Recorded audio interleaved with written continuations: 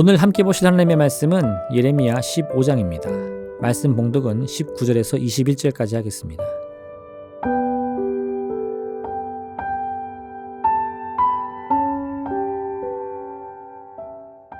여호와께서 이와 같이 말씀하시되 내가 만일 돌아오면 내가 너를 다시 이끌어 내 앞에 세울 것이며 내가 만일 헛된 것을 버리고 귀한 것을 말한다면 너는 나의 입이 될 것이라.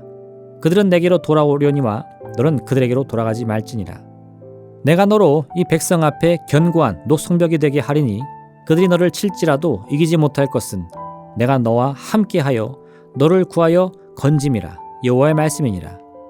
내가 너를 악한 자의 손에서 건지며 무서운 자의 손에서 구원하리라. 아멘.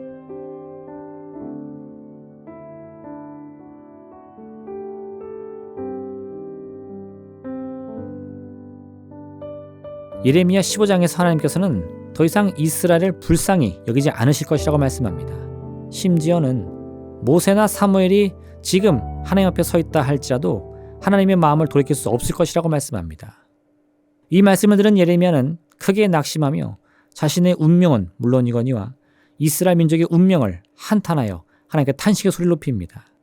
그러자 하나님께서는 오늘 본문의 말씀과 같이 예레미야가 탄식의 소리를 그치고 다시금 하나님의 말씀을 선포하기로 작정한다면 그는 언제든 하나님의 품으로 돌아올 수 있을 것이라 말씀합니다. 어째서 하나님께서는 금세 태도를 바꾸시며 예레미야는 물론 그가 속한 이스라엘을 완전히 멸망하실 것처럼 말씀하셨음에도 불구하고 곧바로 그들이 길을 돌이켜 하나님께로 돌아오기만 하면 그들을 지켜주시겠다고 또한 말씀하시는 것입니까? 앞서 말씀하신 이스라엘 향한 변하지 않는 심판의 메시지의 참뜻이 실은 이스라엘을 죄악으로부터 돌이키기 위한 것이기 때문입니다.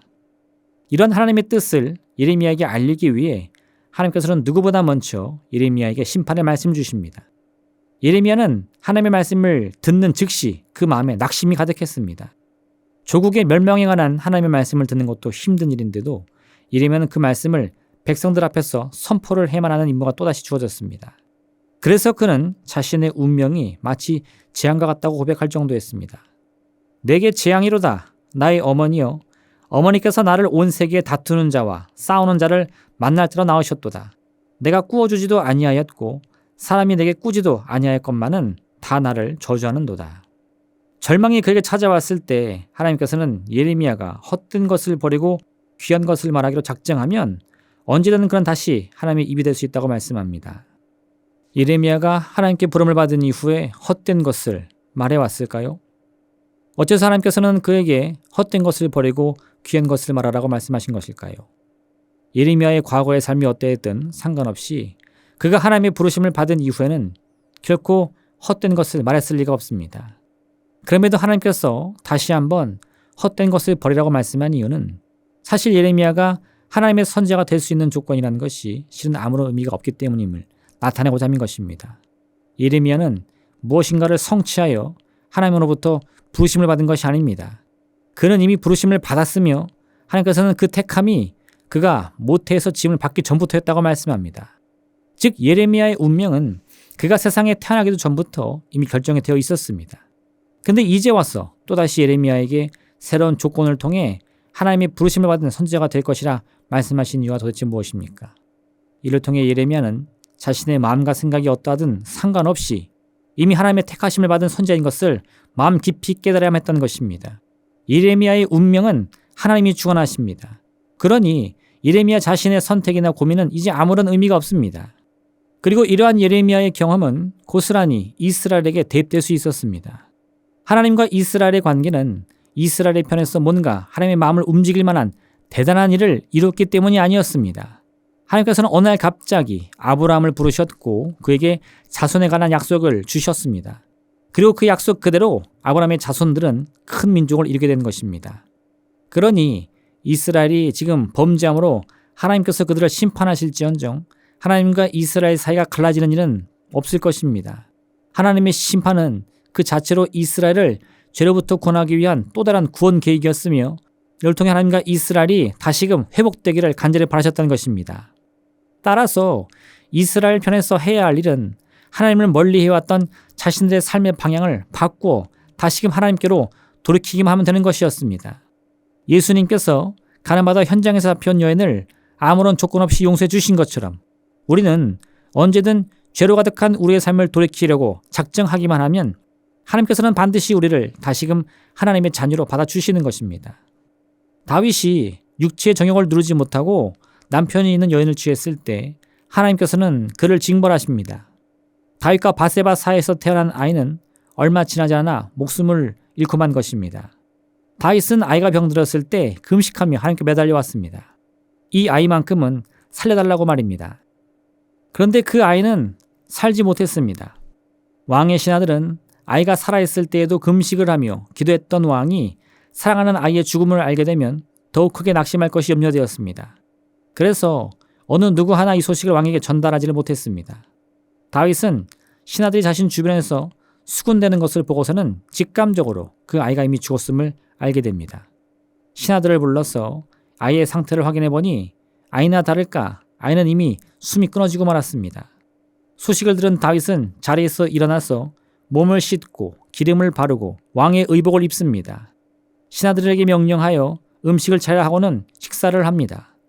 신하들이 왕의 태도를 보고서는 궁금하여 울었습니다. 왕이시여, 아이가 살았을 때에는 그를 위하여 금식하고 우시더니 죽은 후에는 일어나서 잡수시니 이 일이 어찌 됨이니까? 다윗은 이와 같이 대답합니다. 아이가 살아났을 때에 내가 금식하고 운 것은 혹시 여호와께서 나를 불쌍히 여기사 아이를 살려주실는지 누가 알까 생각함이거니와 지금은 죽었으니 내가 어찌 금식하랴? 내가 다시 돌아오게 할 수 있느냐? 나는 그에게로 가려니와 그는 내게로 돌아오지 아니하리라. 다윗은 하나님의 징벌로 인해 자신과 하나님의 관계마저 완전히 무너진 것은 아님을 알고 있었습니다. 그래서 다윗은 자신의 죄로 인해 주어진 징벌이었지만 이를 해결해달라고 하나님께 간절히 기도를 한 것입니다. 또한 결국 그 아이가 죽게 되자 이제는 기도를 멈추고 다시금 하나님의 신하로서 하나님께 세움받은 이스라엘 왕으로서의 직무를 시작한 것입니다. 우리는 때로 하나님께 등을 돌리거나 하나님의 뜻을 벗어날 수 있습니다. 내 욕심 때문에 혹은 세상의 유혹 때문에 아버지의 집을 떠난 아들처럼 하나님을 떠날 수도 있습니다. 그러나 우리의 참 아버지 되신 하나님께서는 그런 어리석은 우리를 끝까지 기다려주신다는 사실을 기억하시길 바랍니다. 때로는 지팡이와 막대기로 우리를 징벌하시면서까지 우리가 죄악의 길을 돌이키기를 간절히 원하고 계신 것입니다. 이러한 변하지 않는 하나님의 참뜻과 계획을 여러분의 마음속에 깊이 새김으로 언제나 하나님께 의뢰하며 하나님의 품 안에서 평안을 누리는 복된 삶을 사시기를 바랍니다. 기도하겠습니다. 사랑의 하나님 아버지, 우리 스스로는 우리의 운명을 책임질 수 없습니다. 하지만 그럼에도 불구하고 우리가 항상 더 나은 내일을 기대하며 소망하는 이유는 우리의 운명을 주관하시는 분이 바로 주님이시기 때문입니다. 하나님, 그 귀한 손길을 우리에게 허락하여 주셔서 우리의 슬픈 마음을 위로하여 주시고 우리의 병든 육신을 고쳐 주시옵소서. 주께서 그 귀하신 은혜를 넘치도록 부어 주셔서 오늘 하루를 살아가는 모든 시간 동안 매 순간 하나님의 손길을 느끼며 그 귀한 응답을 우리 마음에 새기는 귀하고 복된 날 되게 허락하여 주옵소서. 예수님의 이름으로 기도합니다. 아멘. 하늘에 계신 우리 아버지, 아버지의 이름을 거룩하게 하시며 아버지의 나라가 오게 하시며 아버지의 뜻이 하늘에서와 같이 땅에서도 이루어지게 하소서. 오늘 우리에게 일용할 양식을 주시고 우리가 우리에게 잘못한 사람을 용서하여 준 것 같이 우리 죄를 용서하여 주시고 우리를 시험에 빠지지 않게 하시고 악에서 구하소서. 나라와 권능과 영광이 영원히 아버지의 것입니다. 아멘.